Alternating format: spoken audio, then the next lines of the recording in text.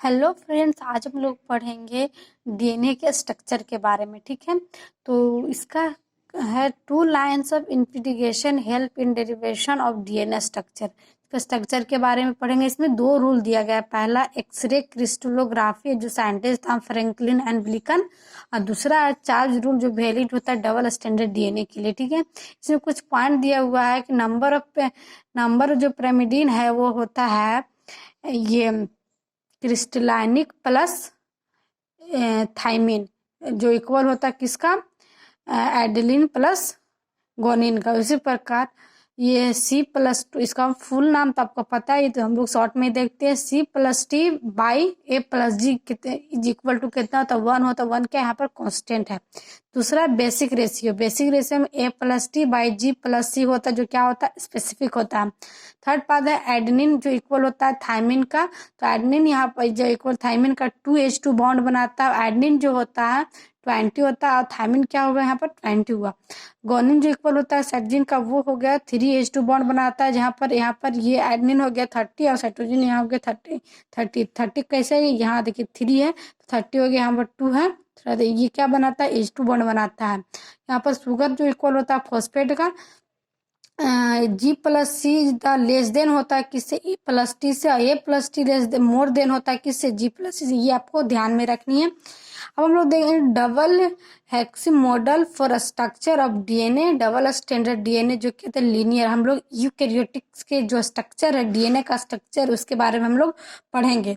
ये मानिए एक सिंपल डीएनए का स्ट्रक्चर है। ठीक है, जो डीएनए का स्ट्रक्चर होता है 1 चैन इक्वल टू 1 चैन कहे तो पीएम में जो इक्वल होता है टीएमपी के। पीएम जो क्या इसका इक्वल होता है पीएम। ये आपको नहीं देखना है, जो ये पीएम है वो आपको नहीं देखना है, सिर्फ ये देखना है एडेनिन और थाइमिन।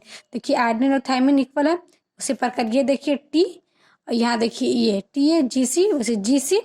और ये जो क्या हो गया, यहाँ जो जो खाली स्थान है माइनर ग्रुप हो गया, यहाँ पर मेजर ग्रुप हो गया। ठीक है, ये टोटल इसको हम बोलते हैं 1 टन ऑफ डीएनए। ठीक है, तो ये भी हम आप लोगों को बताऊंगी 1 टन डीएनए में कितना होता है। ठीक है, इसका देखिए फुल फॉर्म देखिए, ये जो मैं आप लोगों को बताए थे डीऑक्सी करके, वो है यहाँ पर। ठीक है, ये दोनों के बीच का जो वैल्यू होता है 3.4 एंगस्ट्रॉन होता है। ये जो आपको दिख रहा है, ये जो डबल जो बॉन्ड बना हुआ है, इसके बीच का जो वैल्यू होता है वो होता है 3.4। इसका जो साइंटिस्ट था वो बेस्टन एंड क्रिक था। ईयर कौन सा था, 1953। कौन सा टाइप का डीएनए बनाया था, बी डीएनए। ठीक है, ये रोटेशन करता है राइट हैंड डीएनए की तरह। ये नंबर ऑफ बेस पेयर जो होता है टर्न कितना होता है, 10 बेस पेयर। जो डिस्टेंस बिटवीन होता है दो पेयर्स के बीच में कितना होता है, 3.4 एंगस्ट्रॉन से 0.3 नैनोमीटर तक। ठीक है, वो जो वर्टिकल राइज और देखिए ये दोनों एक बार लिखा गया। ये आपको देखना है डिस्टेंस बिटवीन 2 बेस पेयर और वर्टिकल राइजेस पर बेसिस पेयर कितना होता है 3। ये यहाँ पर 3.4 से लेके 3.4 नैनोमीटर तक।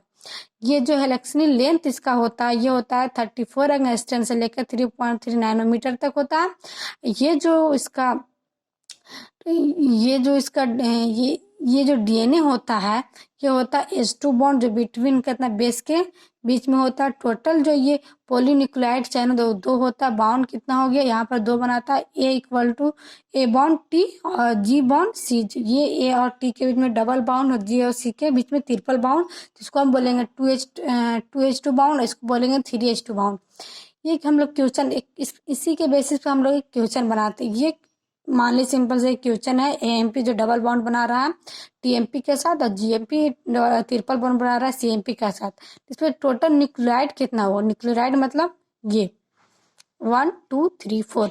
तो न्यूक्लियोटाइड जो इक्वल होता है किसका, बेसिस का। तो ये बेसिस भी इतना हो गया। नंबर ऑफ न्यूक्लियोटाइड कौन कौन है, एएमपी टीएमपी जीएमपी सीएमपी।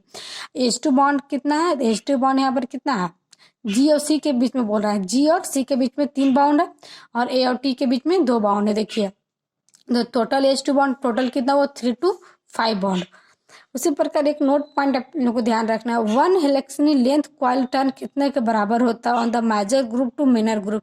आप लोगों को बताई थी कि माइनर और मेजर ग्रुप होता है, उसके बीच में टर्न पाया जाता है। उसको कैलकुलेशन करके कितना लाया गया, तो ये यहाँ पर हो जाएगा 34 एंगस्ट्रॉन से 4 नैनोमीटर तक 1 टन बराबर। जैसे देखिए ये कैसे लाया गया, number of base pair turn into distance between two, और तो नंबर ऑफ बेस कितना था, ये नंबर ऑफ बेस इसमें कितना है, 10 है। देखिए नंबर ऑफ बेस यहाँ पर 10 है, और ये जो हमारा है ना बिटवीन दो, तो ये कितना 3.4 था किसका, डिस्टेंस बिटवीन था दो बेस पेयर के बीच में, तो ये दोनों का मल्टीप्लाई किया गया तो कुछ मैक्सिमम ये इतना आया 34 एंगस्ट्रॉन और 3.4 नैनोमीटर। यहाँ पर आप ये 3.4 नैनोमीटर, ठीक है।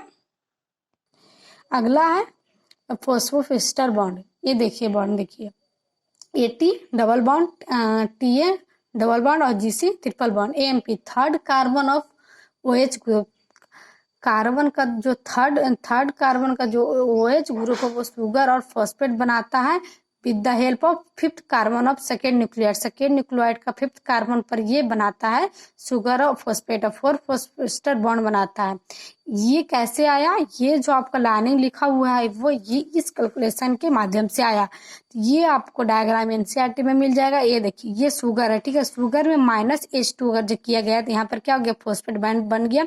ये थर्ड कार्बन और फिफ्थ कार्बन के बीच में क्या बन गया, फॉस्फेस्टर बॉन्ड बन गया, जो बिटवीन होता है न्यूक्लियोटाइड और सिंगल चैन। यहाँ पर एक सिंगल चैन है।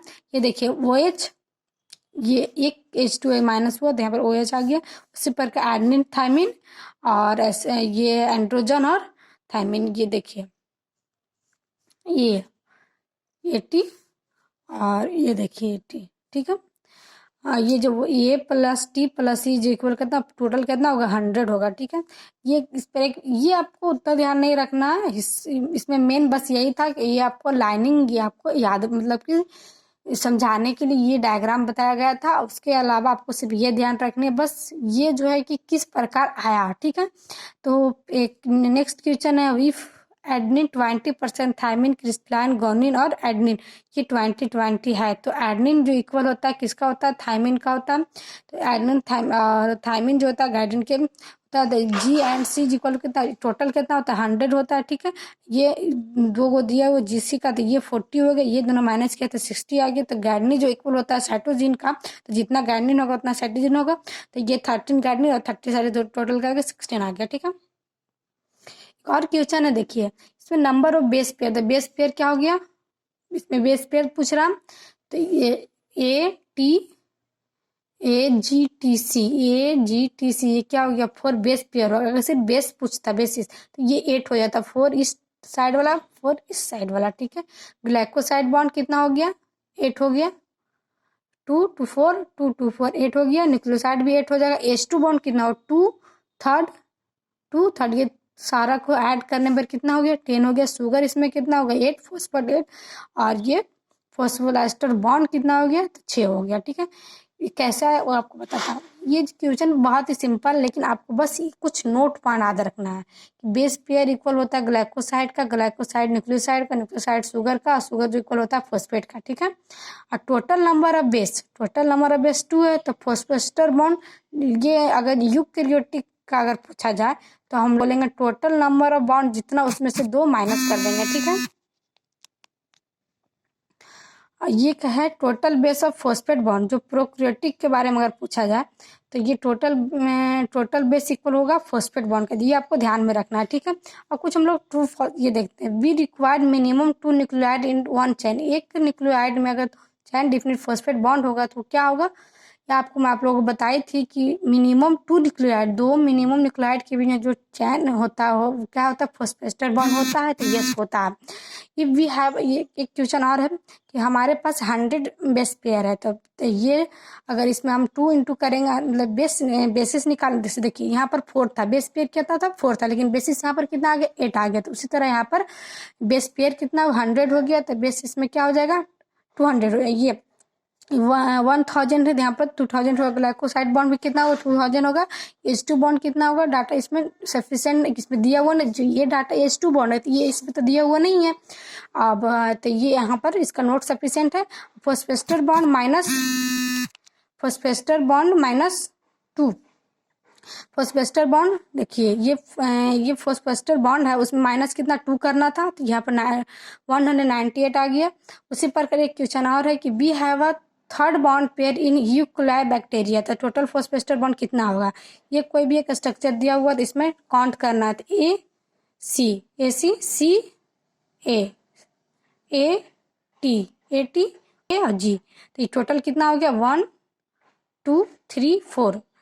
तो ये जो टोटल हुआ तो ये कितना हुआ, तो ये कितना हो जाएगा, तो ये 6 हो जाएगा। ठीक है, तो आज के लिए बस इतना ही, मिलते हैं नेक्स्ट लेक्चर में। मैं आप लोगों को इसका जो आगे का टॉपिक है वो मैं आप लोगों को बताऊंगी। तो अगर आप अभी तक मेरे चैनल को सब्सक्राइब नहीं किए तो प्लीज़ कर दीजिए, ज़्यादा से ज़्यादा लाइक कीजिए, शेयर कीजिए। Thank you.